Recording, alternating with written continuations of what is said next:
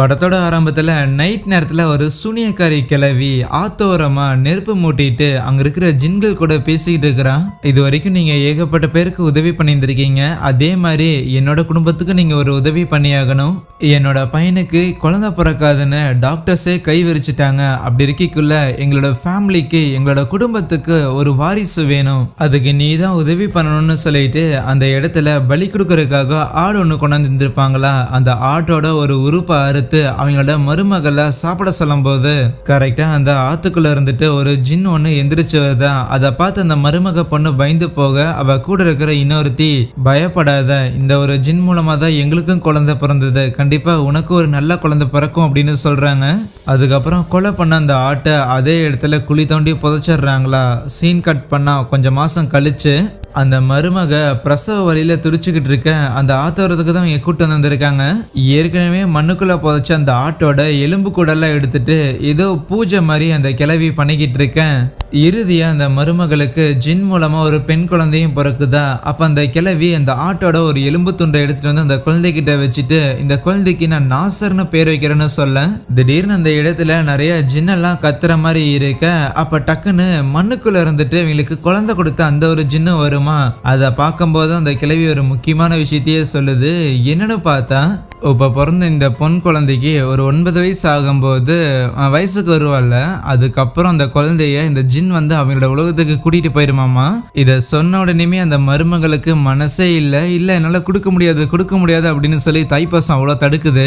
இப்போ அப்படியே scene cut பண்ணி கொஞ்சம் வருஷம் கழிச்சு காட்டுறாங்க. அந்த நாசருங்கிற அந்த பொன் குழந்தை கொஞ்சம் வளர்ந்துருச்சு. அவங்க பாட்டி கூட ஒன்னா வந்து சாப்பிட்டு இருக்கும் போது அப்ப நாசர் நான் அந்த மாதிரி ஃப்ரெண்டு வீட்டுக்கு போயிட்டு வரேன், எனக்கு பெர்மிஷன் தருவீங்களான்னு கேட்கும்போது அவங்க பாட்டி நைட் நேரம் ஆயிடுச்சு, நீ போனோன்னே சீக்கிரம் வந்துடுவேன், நான் உனக்கு போக அனுமதி தரேன்னு சொல்ல ரொம்ப தேங்க்யூ பாட்டின்னு சொல்லிட்டு அப்படியே அவங்கள கொஞ்சிட்டு அதுக்கப்புறம் அங்கிருந்து கிளம்புறாளா. ஆனா ஏதோ ஃப்ரெண்டு வீட்டுக்குலாம் போற மாதிரி தெரியல, ஏதோ கைவிடப்பட்ட இடத்துக்கு போறான். அங்க போய் ஏதோ ஒரு பையனை மீட் பண்ணி பேசிக்கிட்டு இருக்கும் போதே அடுத்த சீன்லயே பார்த்தா அகமத்துங்கிற ஒரு பையன் மயங்கி போயிட்டு அந்த நாசங்கிற பொண்ணை தூக்கிட்டு ஹாஸ்பிட்டல் வரானா.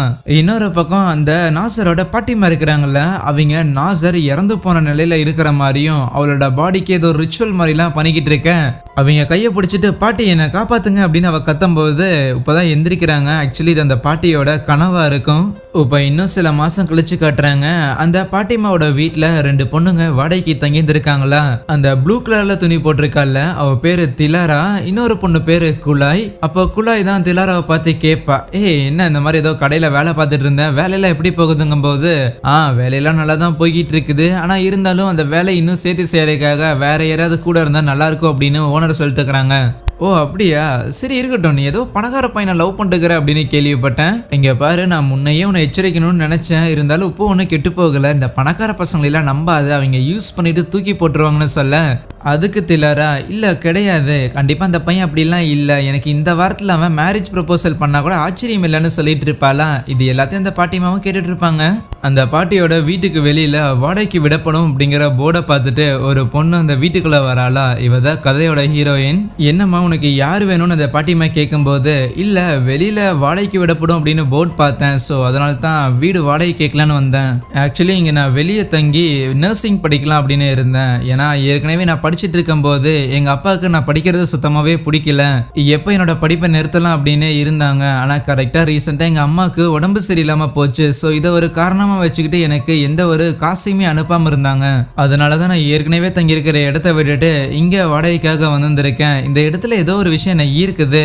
அப்புறம் பாட்டியம்மா, உங்ககிட்ட பொய் சொல்லணும் அப்படின்னு கிடையாது, ஆனா இங்கேயே தங்கி இருந்து உங்களுக்கு வாடகை கொடுக்குற அளவு இந்த காசு இல்லை, எங்கேயாவது பார்ட் டைமா வேலை பார்க்கலனா கூட எங்க பாக்குறதுன்னு தெரியல. ஸோ நீங்க உங்களுக்கு தெரிஞ்ச இடத்துல என்ன சேர்த்து விட்டீங்கன்னா நான் அது மூலமா வர காசை வச்சு வாடகை கொடுத்துருவேன்னு சொல்ல இதை கேட்ட பாட்டிமாவும், ஓகே உனக்கு நான் இங்கே ஒரு ரூமை வாடகைக்கு தரேன், ஆனால் நீ நேர்மையாக இருந்தங்கிற ஒரே காரணத்துக்காக தானே சொல்லிட்டு அதுக்கப்புறம் அந்த ஊரில் இருக்கிற ஒரு ரெஸ்டாரண்ட் மாதிரியான ஒரு கடையில் அந்த பொண்ணை வேலைக்காக கூட்டு போகிறாங்களா. பார்த்தா அந்த இடத்துல தான் ஸ்டார்டிங்கில் குலாய் அப்படிங்கிற ஒரு பொண்ணு வேலை பார்த்துட்டு இருந்திருப்பான்னு சொன்னாங்க. அவ்வளோ இருப்பா. கூடவே மயங்கி போன அந்த நாசருங்கிற பொண்ணை அகமதுன்னு அவர் தான் தூக்கிட்டு போயிருப்பான்ல ஹாஸ்பிட்டலுக்கு, அவனும் அங்கே தான் இருக்கிறான். அங்கே இருக்கிற கடைக்காரர்கிட்ட, தம்பி இந்த பொண்ணை வேலைக்கு சேர்த்திக்கப்பா அப்படின்னு சொல்லிட்டு அவங்க திருப்பி வீட்டுக்கு வந்துடுறாங்களா. வந்துட்டு ஏற்கனவே இந்த 2 பொண்ணுங்க தங்கியிருந்தாங்கல்ல, அவங்களோட பேருக்கு கீழே நம்ம ஹீரோயினோட ஃபோட்டோவையும் ஒட்டி டீட்டெயில்ஸில் எழுதிட்டு இருக்கிறாங்களா. இப்போ அந்த கடையில அந்த குழாய்ங்கிற பொண்ணு வேலை பார்த்துட்டு இருக்கும்போது பின்னாடியே அந்த ஓனர் வந்துட்டு என்னம்மா சாக்லேட் சாப்பிட்றே அப்படின்னு சொல்லி கொடுப்பானா. அதை அவளும் சாப்பிட அப்ப அவ வாயில சாக்லேட் ஒட்டி இருந்திருக்கும். அதை அவன் தொடச்சு விட போகும்போது டக்குன்னு அந்த இடத்துல அந்த நாசர் பொண்ணு இருக்கிறாள், அவ ஒரு மாதிரி பேய் மாதிரி வந்துட்டு அவளோட கன்னத்திலே அடிப்பாளா, அவன்கிட்ட இருந்து விலகியே இருன்னு பார்த்தா அந்த கடை ஓனர் அப்பதான் உள்ளேயே வரான். என்ன குழாய் என்ன கீழே விழுந்திருக்குன்னு சொல்லி அவளை எழுப்பும்போது அவன் கையில இன்னும் அந்த சாக்லேட் இருக்குது, ஸோ கொடுக்கல. இன்னொரு பக்கம் அந்த திலாராங்கிற பொண்ணு ஒரு பணக்கார பாய் ஃப்ரெண்ட் கூட வந்திருப்பாளா. ஸோ அப்பாவன் ஆமா உங்க அப்பா அம்மா 2 பேரும் ரோட்ல குப்பை பொறுக்குறாங்க அப்படிங்கிற விஷயத்த நீ ஏன் சொல்லலன்னு கேட்க, அதை மறைக்கணும் அப்படின்லாம் எதுவும் கிடையாது, நீ அதை பத்தி கேட்கல அதனால நான் எதுவும் சொல்லல, இதுல என்ன இருக்குதும்பாலா. உன்னை கல்யாணம் பண்ணிட்டு என்னோட மாமனார் மாமியார் இந்த மாதிரி ரோட்ல குப்பை பொறுக்குறாங்க நான் சொல்லிக்கிட்டு இருக்கணுமா, அதனால இதே இடத்துல இந்த ரிலேஷன்ஷிப்பை முடிச்சுக்கலான்னு சொல்லிடுறான். இதை நினைச்சு அந்த பொண்ணு தேம்பி தேம்பி அழுதுகிட்டு இருக்கும்போது இன்ஹேலர்லாம் யூஸ் பண்றா. ஸோ மூச்சு பிரச்சனை இருக்கும் போல. இன்னொரு பக்கம் நம்ம ஹீரோயின் இருக்கிறாள், ஸோ அவ ரூம்ல அப்படியே தொழுதுட்டு மேட்டெல்லாம் எடுத்து மடிச்சுக்க போகும்போது டிராயருக்குள்ள இருந்து டக்குன்னு ஏதோ ஒரு கை வந்து அவளை பிடிக்கிற மாதிரி இருக்கும், அங்க எதுவும் இல்ல தான். அப்ப திடீர்னு அவளோட ரூம்ல அந்த நாசர் பொண்ணு இருக்கிறாள், அவளோட போட்டோ இருக்கிற மாதிரி தெரியுமா, அதை எடுத்து அவ பார்த்துட்டு அப்படியே அந்த கண்ணாடி மேல கை வைக்கும் போது அப்படியே ரத்தம் வர மாதிரி இருக்கும். அதை ஒரு துணியை வச்சு துடைக்க எக்ஸ்ட்ராவா நிறைய ரத்தம் வந்துகிட்டு இருக்க. அப்ப சடனா அவன் முன்னாடி யாரோ ஒருத்தங்க உட்காந்துட்டு இருக்கிற மாதிரி தெரியும் போது அதை பார்த்து முதல்ல பயந்துடுறா, ஏன்னா ஃபுல்லா ரத்தமா இருக்கு, இருந்தாலும் என்னவா இருக்கும் அப்படின்னு சொல்லி கொஞ்சம் கிட்ட போகும்போது அந்த பேய் அதோட தலையை போட்டு ஆட்டும் போது அதோட முடியில இருந்த ரத்தம் எல்லாம் இந்த பொண்ணு மேல தெரிக்குது. இவ பயந்து போய் அலறா. ஆனா கொஞ்ச நேரத்துல பார்த்தா அந்த இடத்துல யாரும் இல்ல, அவ மேலயும் ரத்தக்கரை இல்ல. இன்னொரு பக்கம் இந்த குழாய்ங்கிற பொண்ணு இருக்கிறாள், அந்த கடையில வேலை பார்த்துட்டு இருந்தவ, ஸோ அவ பாட்டி மாட்ட போயிட்டு இனிமேல் நான் காலேஜை டிஸ்கன்டினியூ பண்ணலான்னு இருக்கிறேன்னு சொல்லுவாள். ஏன் என்னாச்சுன்னு கேட்க, உங்களுக்கே தெரியும் தானே என்னோட அப்பா அம்மாவுக்கு எப்பவுமே பிரச்சனை இருந்துகிட்டே இருக்கும், இப்போ அது ரொம்ப முத்தி போய் அவங்க 2 பேரும் டிவோர்ஸ் பண்ணலாங்கிற முடிவுக்கு வந்துட்டாங்க. அது மட்டும் இல்லாம என்னோட அம்மா வேற ஒரு ஹார்ட் பேஷண்ட், பிளஸ் எனக்கு தம்பி வேற இருக்கிறான், அவனையும் பார்த்துக்கிட்டாகணும். ஸோ இப்படியே நான் பார்ட் டைமில் காசு பார்த்தாலாம் ஒன்றும் வேலைக்கு ஆகாது, அங்கேயே வந்து ஃபுல் டைம் போகலான்னு இருக்கிறேன்னு சொல்லிட்டு இருப்பாளாம். இன்னொரு பக்கம் அந்த திலாரா பொண்ணு இருக்கிறாள், ஸோ அவள் அழுதுகிட்டே திருப்பி வீட்டுக்கு வந்துட்டு இருப்பாளாம். அப்போ டக்குன்னு ரோட்ல பார்த்தா அந்த ஜின் இருக்குதுல்ல, அது வந்து நின்றுக்கிட்டு அந்த நாசர் பொண்ணோட துணியை வந்து எடுத்து போட்டு அதை டக்குன்னு அந்த இடத்துல எரி வைக்கிற மாதிரி பண்ணிருமா. நடு ரோடு யாருமே இல்லை. இப்படி ஒரு சம்பவத்தை பார்த்ததுக்கு அப்புறம் திலாரா பயந்து போய் அங்கிருந்து ஓடி வந்துகிட்டு இருக்க. சடனா அவன் முன்னாடி ஒரு சவப்பொட்டி வந்து விழுகுமா, அதுக்குள்ளேயே ஒரு பேய் இருக்கும். டக்குன்னு அது திலாராவை பிடிச்சி அந்த சவப்பொட்டிக்குள்ள அமுக்கிட்டு உனக்கும் என்னோட நிலைமை தான், உனக்கும் என்னோட நிலைமை தான் சொல்லிக்கிட்டு இருக்கேன். அடிச்சு பிடிச்சி அங்கிருந்து எந்திரிச்சு வேகமா வந்துகிட்டே இருப்பாளா. அவளை பின்னாடியே அந்த ஜின்னு ஃபாலோ பண்ணிட்டே இருக்கும். ஆனா ஒரு பாயிண்ட்டுக்கு மேல அந்த தெருவோட முனையிலேயே அந்த ஜின் அதே இடத்துல அமைதியாயிரும், ஃபாலோ பண்ணாது. அதுவே இன்னொரு பக்கம் அந்த குழாய்ங்கிற பொண்ணு தூங்கிக்கிட்டு இருப்பாளா. அப்ப பக்கத்துல அந்த நாசரோட பேய் வந்து அவளை கொலை பண்ற மாதிரி இருக்க. அலறி அடிச்சுட்டு வெளியே வரும்போது அப்ப நம்ம ஹீரோயினும் வந்துட்டு என்னுடைய ஆச்சுன்னு கேட்கும்போது அந்த இடத்துல ஒரு எலி பொறியில மாட்டி இருந்திருக்குமா, ஒருவேளை இதை பார்த்துதான் பயப்படுறாளோ அப்படின்னு சொல்லி நம்ம ஹீரோயினும் அவளை சமாதானப்படுத்திக்கிட்டு இருக்கேன். அதுக்கப்புறம் அந்த திலாராங்கிற பொண்ணு வீட்டுக்கு வந்துட்டு நம்ம ஹீரோயினை பார்த்து அம்மா இவ யாருன்னு கேட்கும்போது இவங்க புதுசா வந்திருக்காங்க, நம்ம கூட தான் தங்க போறாங்கன்னு அந்த குழாய் பொண்ணு சொல்றா. அடுத்த நாள் காலையில அந்த குழாய்ங்கிற பொண்ணு மேக்கப் போட்டுக்கிட்டு இருப்பாளா வெளியே கிளம்புறதுக்காக. அப்ப திடீர்னு அந்த கண்ணாடி முன்னாடி ஏதோ புகை விட்ட மாதிரி சர்க்கிளா போய்கிட்டு இருக்கும். அது என்னதுன்னு அவ கவனிக்க சடனா விசில் சவுண்டு கேட்குமா. ஓகேன்னு சொல்லிட்டு அடுப்பு ஆஃப் பண்றதுக்காக போவா. ஆனா போகும்போது ஃப்ரிட்ஜோட கதவு ஓப்பன் ஆகி அவ தலையிலேயே அடிச்சு காயமாக. என்னடான்னு எந்திரிச்சு பார்த்தா ஃப்ரிட்ஜுக்குள்ள கண்ணு இதயம் அப்படின்னு சொல்லி இந்த உடல் உறுப்பெல்லாம் இருக்குமா, அதை பார்த்து பயங்கரமா அலறி போயிடுவா. அப்ப திடீர்னு நம்ம ஹீரோயினோட ரூம்ல இருந்து சத்தம் வர மாதிரி இருக்குமா. என்னன்னு சொல்லி உள்ள போய் பார்த்தா ஹீரோயின் தூங்கிட்டு தான் இருப்பா. ஆனா சைட்ல அந்த நாசர் பொண்ணு நெகத்தை வச்சு செவுத்த கீறிக்கிட்டு இருக்க. பக்கத்துல யாரோ சாப்பிடுற மாதிரி சத்தம் கேட்கும். திரும்பி பார்த்தா அந்த ஃப்ரிட்ஜுக்குள்ள இருந்த கண்ணையும் இதயத்தையும் இன்னொரு ஒரு பைக்கு வந்து சாப்பிட்டுக்கிட்டு இருக்குதான். அவ்வளவுதான் இவளுக்கு பயத்துல என்ன பண்றதுன்னே தெரியல. போய் ஹீரோயினை எழுப்பும் போது அவ என்னன்னா எந்திரிச்சிட்டு நார்மலா அந்த பேயெல்லாம் பார்த்து சிரிக்கிறாளாம். என்னடா இங்க நடக்குதுன்னு சொல்லிட்டு இவளுக்கு ஒண்ணுமே புரியாம இருக்கும்போது டக்குன்னு ஒரு செகண்ட் அவ மேக்கப் போட்டுட்டு இருந்தால அந்த இடத்துலயே போய் உட்காந்துருக்கா. சோ இதெல்லாம் என்ன மன பிராந்தி அப்படின்னு அவ நினைக்கிறாளா. இருந்தாலும் அந்த ஃப்ரிட்ஜ் அவ தலையில அடிச்சுருக்கும்ல, அந்த காயம் இருக்கதான் செய்யுது. இன்னொரு பக்கம் அந்த பாட்டியம்மா அந்த அகமத் அப்படிங்கிற பையன்கிட்ட ஏதோ கடைக்கு போக சொல்லி இருந்திருப்பாங்க போல. அவன் பூச்சி மருந்தெல்லாம் வாங்கிட்டு வந்துருப்பான். ஏன்ப்பா இந்த உதவிக்கு நான் உனக்கு ஏதாவது செய்யணுமே அப்படின்னு அந்த பாட்டியம்மா சொல்லும் போது அதெல்லாம் எதுவும் தேவையில்லைங்க, ஏதாவது வேணும்னா நானே கேட்கறேன்னு சொல்றானா. நல்ல பையனாக்குறான். இன்னொரு பக்கம் இந்த திலாரா பொண்ணு இருக்கிறாள், அவ கையில இருந்த டீ கப்பை கீழே போட்டுட்டு உடைச்சிருப்பா போல. அதை எடுத்துக்கிட்டு இருக்கும் போது பாத்துமா கை கிழிச்சிட போதுன்னு சொல்லி அந்த பாட்டிமாவோட குரல் கேக்குமா. அவ அப்படியே கண்ணாடியில பாக்குற அந்த பாட்டிமா நிக்கிறாங்க. ஆனா திரும்பி பார்த்தா ஆளை காணும். என்னடா இது திரும்பி பார்க்கறக்குள்ளேயே ஆளு ஓடி போயிட்டாங்கன்னு சொல்லிட்டு வேகமா அந்த பாட்டியோட ரூமுக்குள்ள போனா அந்த இடத்துல அந்த நாசர் பொண்ணு இருக்கிறாள்ல அவ உடம்ப வச்சுட்டு அந்த பாட்டிமாவும் அந்த ஜின்னும் அப்புறம் வேற யாரோ ஒருத்தங்க அப்படியே அந்த நாசரோட உடம்ப பிரிச்சு அதுல இருக்கிற உறுப்புகள்லாம் எடுத்துட்டு இருக்கிறாங்களா. இத பார்த்து அவ அலறி போயிருந்திருக்கும் போது அந்த பாட்டிமாவும் கிட்ட வந்துட்டு ஏ எந்திரி அப்படின்னு சொல்றாங்க. கட் பண்ணா இவ்வளவு நேரம் இதெல்லாம் வந்தது கனவு தான். ஸோ அப்படியே தூக்கத்துல இருந்து எந்திரிச்சு பக்கத்துல இருக்கிற அந்த பாட்டிமாவையும் பார்த்து பயங்கரமா பயந்து போகிறான். அடுத்த நாள் இந்த குழாய்ங்கிற பொண்ணு கடையில வேலை பார்த்துட்டு இருக்கும் போது நம்ம ஹீரோயின் அந்த அகமது அவங்களாம் அங்கதான் இருப்பாங்களாம். அப்ப அவ கறியை வெட்டிக்கிட்டே இருக்க அப்ப நம்ம குழாய் கிட்ட இங்க பாரு இந்த ஓனர் பையன் இருக்கிறான்ல அவன்கிட்ட இருந்து நீ ஜாக்கிரதையா இருக்கணும் இல்லைன்னா அவனோட கண்ணை ரெண்டையும் புடுங்கிடுவான்னு சொல்லும் போது டக்குன்னு நம்ம ஹீரோனோட கண்ணு ரெண்டும் போன மாதிரி இருக்கும். பயந்து போயிடுவா. நான் பார்த்தா இதுவும் கனவு தான், என்னடா இங்க நடக்குதுன்னு சொல்லி அவளுக்கு ஒண்ணுமே புரியாம இருக்க. இன்னொரு பக்கம் அந்த திலாரங்கிற பொண்ணு இருக்கிறாள்ல அவ ஒரு காஸ்ட்லியான ஒரு துணி கடை மாதிரியான இடத்துக்கு போயிட்டு எனக்கு ஏதாவது வேலை கிடைக்குமா அப்படின்னு கேட்குறா. அன்னைக்கு நைட்டு அந்த குழாய் இருக்கிறாள்ல அவ வேலையெல்லாம் முடிச்சுட்டு வீட்டுக்கு வந்துகிட்டு இருப்பாள். பின்னாடி யாரோ அவளை ஃபாலோ பண்ற மாதிரியே தெரியும். இருந்தாலும் சரின்ட்டு வீட்டுக்கு வந்துடுறான். பார்த்தா அந்த கடையில வேலை செய்யற அந்த அகமதுங்கிற பையன் இருக்கிறான்ல அவன் தான் பின்னாடி வந்திருப்பானா. ஸோ வீட்டுக்கு வந்தவ உள்ள போகலான்னு பார்க்கும்போது அந்த இடத்துல தரையில ஏதோ ஒரு இதயம் அப்படியே தூக்கி போட்டு செதறின மாதிரி இருக்குது. யார் அதை பண்ணிருப்பான்னு அவ ஆச்சரியமா நின்று பார்த்துக்கிட்டு இருக்க. கரெக்டா நம்ம ஹீரோயின் கதவை நீக்கிட்டு அங்க நடி பண்ற உள்ள வரலையான்னு கேட்பாலாம். நம்ம ஹீரோயினை பார்த்துட்டு அப்படியே தரையில பார்த்தா உப்ப அந்த இடத்துல அந்த இதயத்தை காணும். அதுவே அந்த பாட்டியமா இருக்கிறாங்கல்ல அவங்க ஜன்னல் வழியா அவளை பாக்குறத அவ கவனிக்கிறான். அந்த திலாராவும் வீட்டுக்கு வந்திருப்பா. அவளுக்கு தனக்கு யாரும் ஏதாவது சூனிய வச்சுட்டாங்களா, எதுக்கு தேவையில்லாத விஷயங்கள்லாம் தோணுது அப்படின்னு சொல்லி கொஞ்சம் பயமா இருக்குமா. அதனாலேயே இந்த பேய்கள் இந்த ஜின் இந்த மாதிரியான விஷயங்களை பத்தி இன்டர்நெட்ல அவ தேடி படிச்சுக்கிட்டு இருக்கும் போது அப்ப அவளோட மூக்குல இருந்து ரத்தம் வருதா. இன்னொரு பக்கம் நம்ம ஹீரோயின் தொழுதுகிட்டு இருக்க. அப்ப அந்த பாட்டிமாவோட ரூம்ல இருந்து ஏதோ சத்தம் வர மாதிரி தெரியுது. இவ்வளவு போய் பார்த்தா அந்த இடத்துல அந்த பாட்டிமா யாரையோ கட்டி பிடிச்சி அழுதுகிட்டு இருக்க. அது அந்த நாசர் பொண்ணா இருக்கும். ஆனா அவங்க டக்குன்னு அந்த நாசரோட ரெண்டு கண்ணையும் பிடுங்கி இந்தா இதை சாப்பிடு அப்படின்னு நம்ம ஹீரோயின் தர அவங்க வேகமா பதறி அடிச்சு வெளியே வந்து விழுந்துருவாங்க. ஆனா திருப்பி போய் கதவை நீக்கி பார்க்கும்போது உள்ள யாருமே இருக்க மாட்டாங்க. அடுத்த நாள் காலையில நம்ம ஹீரோயின் கிளம்பிக்கிட்டு இருக்கும் போது அப்ப அவங்க அம்மா கிட்ட இருந்து கால் வருமா. இவ்வளவு பேசிக்கிட்டே இருக்க டக்குன்னு கால் கட் ஆயிடும். இவ்வளவு திருப்பி கால் பண்றதுக்காக ட்ரை பண்ணவா போகாதா. அப்ப அவ ரூம்ல இருக்கிற ஒரு பொட்டிக்குள்ள இருந்து யாரோ நெகத்தை வச்சு கீற மாதிரி இருக்க. மெதுவா போய் இவரும் நீக்கி பார்த்தா உள்ள அந்த நாசர்ங்கிற பொண்ணு தான் என்ன கொலை பண்ணவன கண்டுபிடி அப்படின்னு சொல்லி ஒரு மாதிரி துடிச்சுக்கிட்டு இருப்பான். கட் பண்ண இதெல்லாம் கனவா தான் இருக்கும். நம்ம ஹீரோயின் அப்படியே கண் விழிச்சு பார்க்க சைட்ல தான் அந்த நாசர் பொண்ணு நின்னுகிட்டு இருப்பாளா. ஆனா இந்த தடவை பயப்படாம அது நம்ம கிட்ட ஏதோ சொல்ல வருதுன்னு சொல்லிட்டு அந்த ஒரு பொட்டியை போய் நீக்கி பார்க்கும்போது அதுக்குள்ள ஒரு சின்ன நியூஸ் பேப்பர் துண்டு இருக்கும். அதுல என்ன இருக்கும்னா அந்த நாசருங்கிற பொண்ணு கொஞ்சம் வருஷத்துக்கு முன்னாடி ரேப் பண்ணி சாகடிச்சிருந்திருக்காங்க. சோ இந்த விஷயத்தை பத்தி அந்த பாட்டி மாட்ட கொண்டு போய் காமிச்சு கேட்கும் போதுதான் அவங்க எந்த ஒரு பதிலும் சொல்லாம நம்ம ஹீரோயினை கட்டி பிடிச்சி அழுதுகிட்டு இருப்பாங்களா. சரி இது வேலைக்காகாதுன்னு அவங்கள டிஸ்டர்ப் பண்ணாம ஒரு இடத்துல கடையில வேலை பார்த்துட்டு இருக்கிறாள். அந்த ஓனர் பையன்ட்ட போயிட்டு உனக்கு இந்த பொண்ணை பத்தி ஏதாவது தெரியுமான்னு விசாரிக்க இவங்களா நீ தங்கி இருந்திருக்கீல அந்த வீட்டோட ஓனர் அம்மாவோட பேத்தி தான் இவங்க. கொஞ்சம் வருஷத்துக்கு முன்னாடி சில பேரால ரேப் பண்ணப்பட்டு அதுக்கப்புறம் ஹாஸ்பிட்டல் அட்மிட் ஆகி அந்த பொண்ணு பிரெயின் டெட்டால இறந்து போயிட்டான்லாம் சொல்லும் போது இதனாலதான் அந்த பாட்டியம்மா எதுவுமே சொல்லாம அழுதாங்களான்னு யோசிச்சுட்டு அதுக்கப்புறம் அந்த நாசரை புதைச்ச கல்லறைக்கு போய் அவளுக்காக ப்ரே பண்ணலான்னு போயிருந்திருப்பாளா. ஆனா அந்த இடத்துல அந்த நாசரோட கல்லறையில யாரோ கோழியோட காலெல்லாம் வச்சு பூஜை பண்ண மாதிரி தெரியுது. அந்த திலாராங்கிற பொண்ணு அந்த துணிக்கடையில வேலைக்கு சேர்ந்திருப்பாள்ல. அப்ப அங்க ஒரு பணக்காரர் அந்த மாதிரி துணிகளுக்காக வந்திருப்பாரா. அவருக்கு ஹெல்ப் பண்ற மாதிரி அப்படியே ஹெல்ப் பண்ணிட்டு அவர் கூட நல்லா பேச்சு கொடுக்க அன்னைக்கு நைட்டு கொண்டு வீட்டுக்கு டிராப் பண்ற அளவுக்கு அந்த ஆளை மயக்கி வச்சிருந்திருக்கா.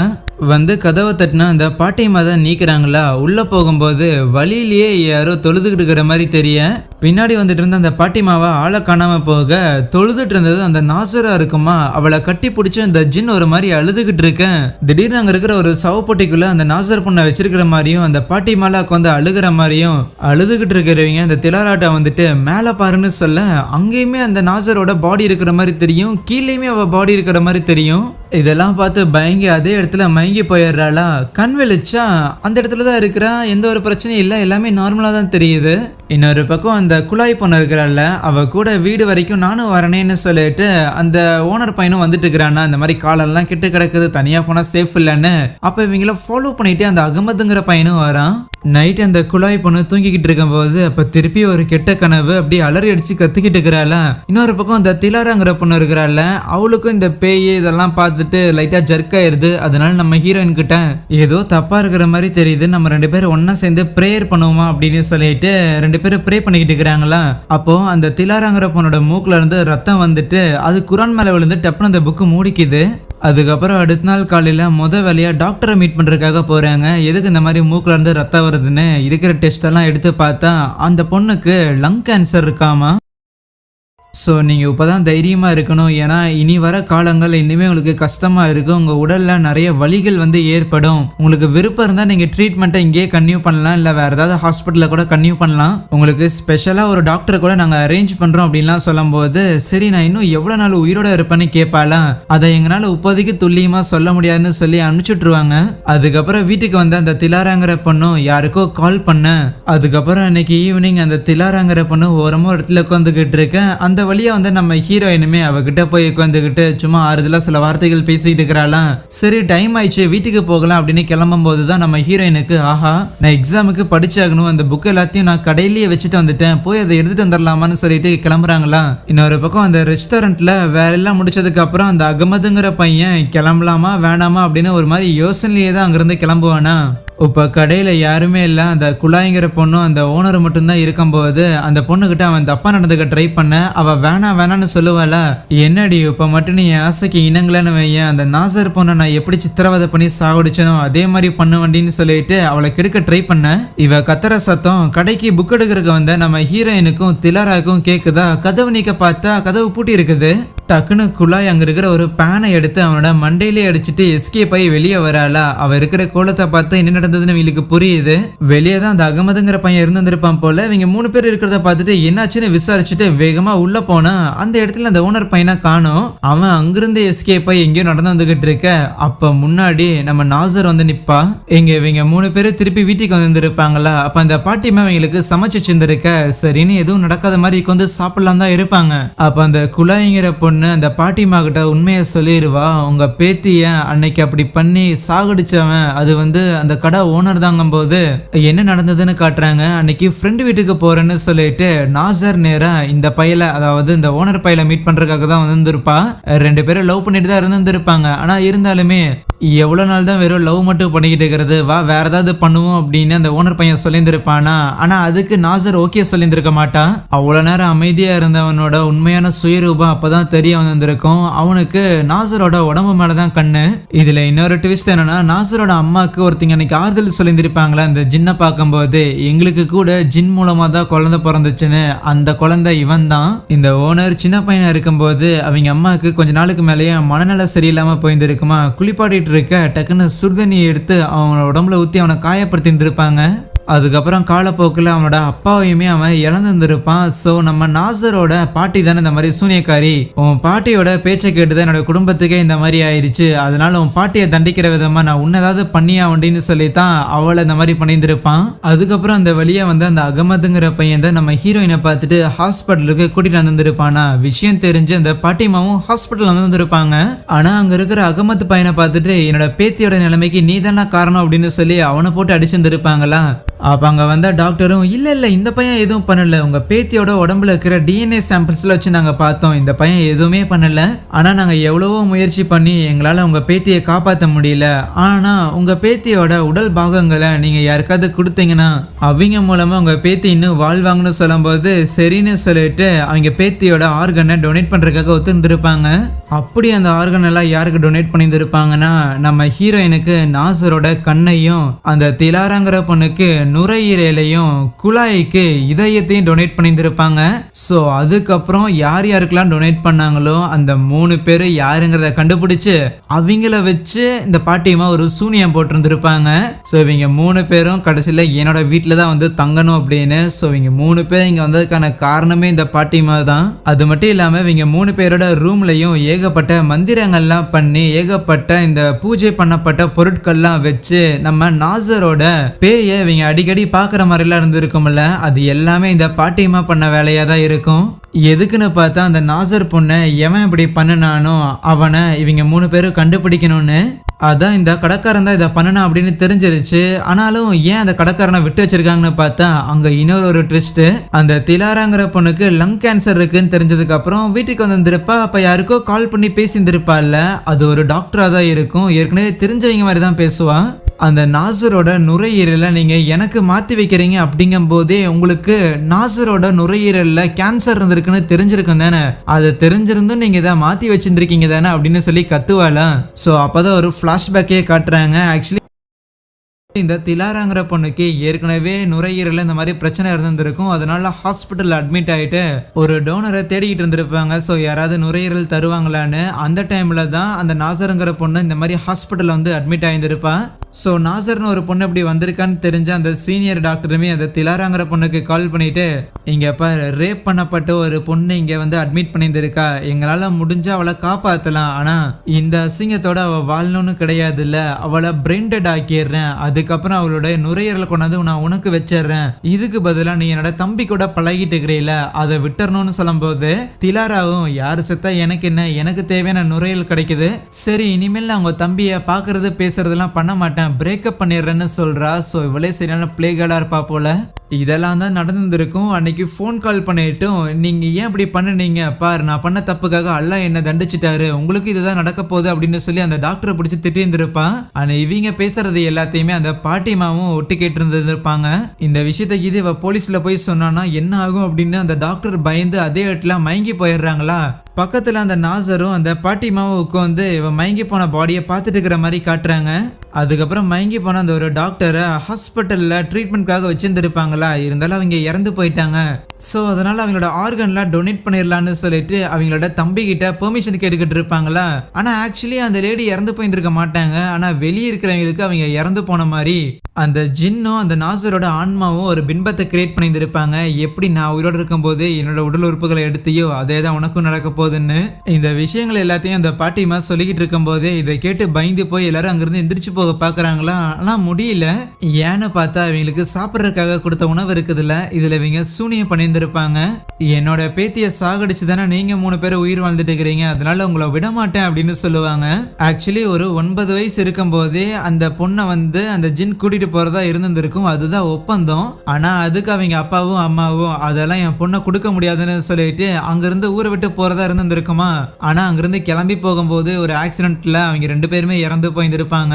இந்த நாசருங்கிற பொண்ணு மட்டும் தான் உயிரோட இருந்திருப்பா. அந்த ஜின் உனக்கு பதிலா இவங்க 2 பேரோட ஆன்மாவை எடுத்துட்டு போறேன்னு சொல்லிட்டு போயிருந்திருக்கும். தான் பண்ண தப்பால தான் தன்னோட மகனும் தன்னோட மருமகளும் இறந்து போயிட்டாங்கன்னு இந்த பாட்டிமா பயங்கர கில்ட்டில் இருந்திருப்பாங்களா. இருந்தாலும் தன்னோட பேத்தி இருக்கிறாங்கன்னு சொல்லி அவங்க பேத்திக்காக மட்டுமே உயிர் வாழ்ந்திருப்பாங்க.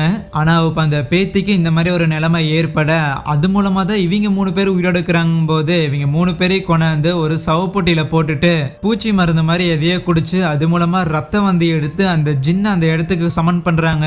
என்னோட பேத்தி இந்த நிலைமைக்கு ஆளாக்குனவன் உயிரோடவே இருக்க கூடாதுன்னு சொல்லும் போது அந்த கடைக்காரன் அந்த கைவிடப்பட்ட பில்டிங் இருக்குதுல அந்த இடத்துக்கு தான் வருவானா. அப்ப அங்க நாசரோட பேயை பார்த்து அவன் பயந்து ஓட, ஆனா எங்கேயுமே போய் ஒளிய முடியல. அப்படியே ஒரு இடத்துல போய் கூனி குறுகி கொண்டிருக்கேன். அவன் சின்ன பையனா இருக்கும்போது சுடுதண்ணி எடுத்து அவங்க அம்மா மேல ஊத்தி இருந்திருப்பாங்கல்ல, அதே மாதிரி அந்த ஆன்மா சுடுதண்ணி எடுத்து அவன் மேல ஊத்தி அவனை அதே இடத்துல சாகடிக்குது.